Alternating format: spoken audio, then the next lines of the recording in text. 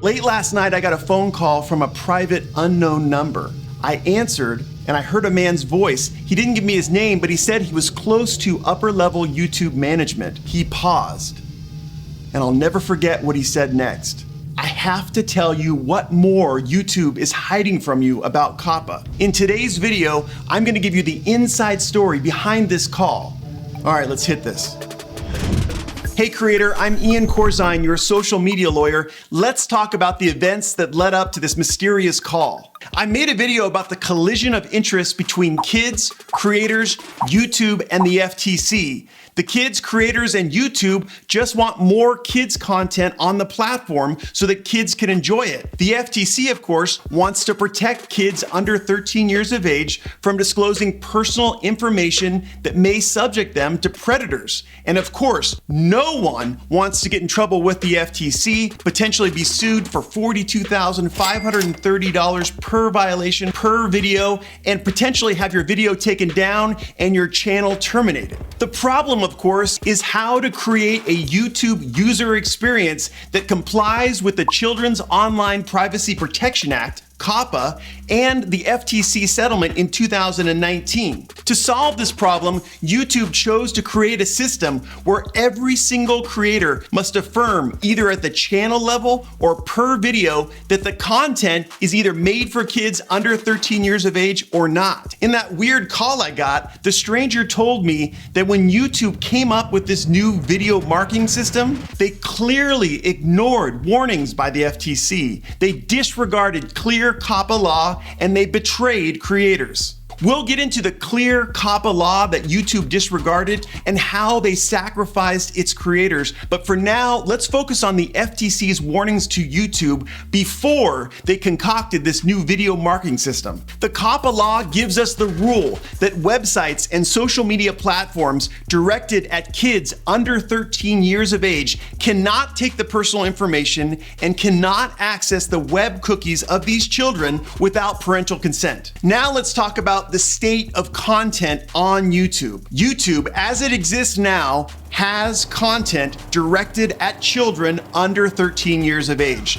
Therefore, it is subject to Coppa law. But it also has adult content, and most importantly, it has content that appeals to both children and adults alike. When I think of content directed at kids and adults, I think of the channel Dude Perfect.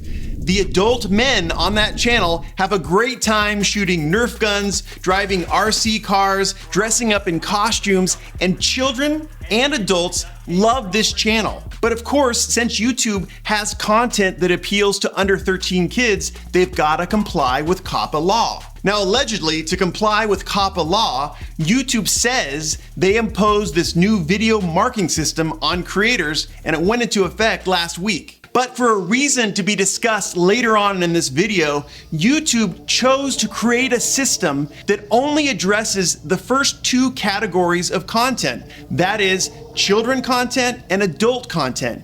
You have to mark under this new video marking system whether or not your video is for kids or for adults. There is no other option. There is no other general audience option where a creator can mark it as good for kids and adults alike.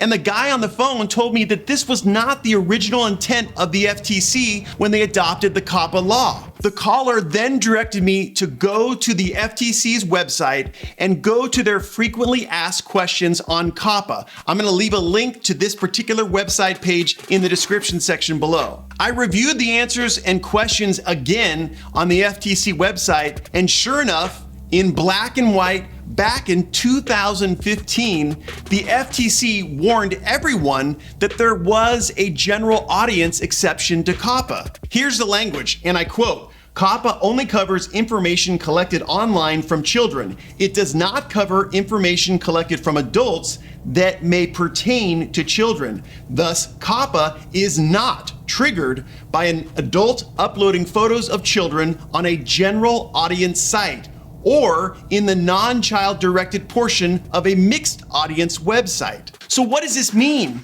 It means that 4 years ago, the FTC openly recognized that there was a middle ground audience.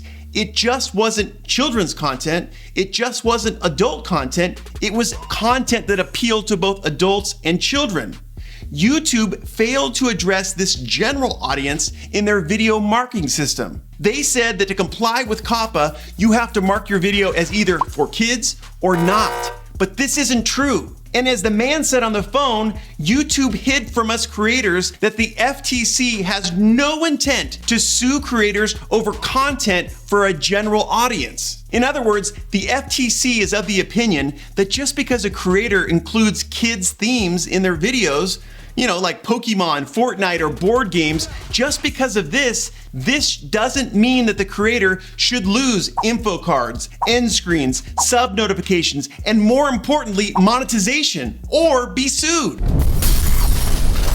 Now I have to tell you, when I heard this on the phone call, I was blown away. YouTube had known the entire time about this general audience exception to Coppa, and they hid it from us creators. I asked the guy, why didn't YouTube accommodate this general audience exception to Coppa in the video marking system? He told me at the end of the call, but before that, he said it's in the law.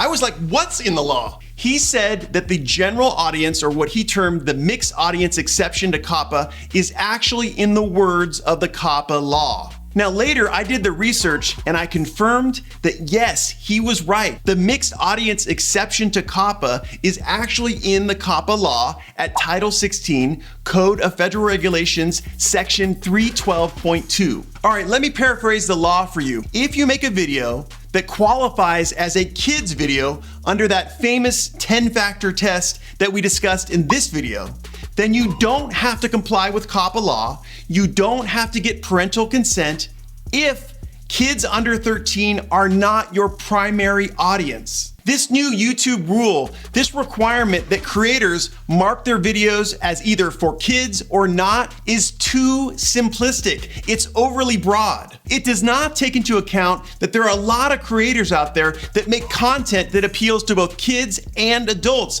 a general audience. This is a type of audience that the FTC law, the Coppa law, clearly recognizes. These creators who elect to make general audience content should not lose their channel features and their ad revenue. Why in the world would YouTube hide this from us? Why would they create a video marketing system that only has two choices, either for kids or not? Well, the guy on the phone had the answer. In simple terms, he said that it would decrease corporate profits. If YouTube took the transparent approach and approached creators and said, listen, under this new FTC settlement and Coppa law, we have to create a system that separates kids' content for kids under 13 years of age from adult and teen content, and then be able to work with a system like that, they would definitely lose money, and Google and YouTube are not in the habit of doing that. Instead of forcing creators to make the Sophie's choice of either killing revenue or risk being sued, YouTube could have spent the time and money to create a new system, to create an age gate, to require that people who watch YouTube videos must be signed in and they must verify that they are older than 13 years of age. YouTube didn't do this, and as a result, hung us creators out to dry. The caller told me that he wanted to get this information out there, but he couldn't do it because he feared retribution. He said, you don't know the power of YouTube. So creator, what do you think? Should we tell YouTube that they were wrong from hiding from us this mixed use exception to Coppa? Should we tell YouTube that there are a lot of creators out there that make general audience content and they deserve to be paid too? Hell yes. Join me in tweeting at Team YouTube our disgust for this situation. If you don't know what to write, no problem. I prepared sample language for you. You can get it by texting sample to my cell phone at the number that appears on the screen. If you want more in-depth analysis of Coppa, then you can watch my video right here. And as always, I'm here for you. You can reach me at iancorzine.com.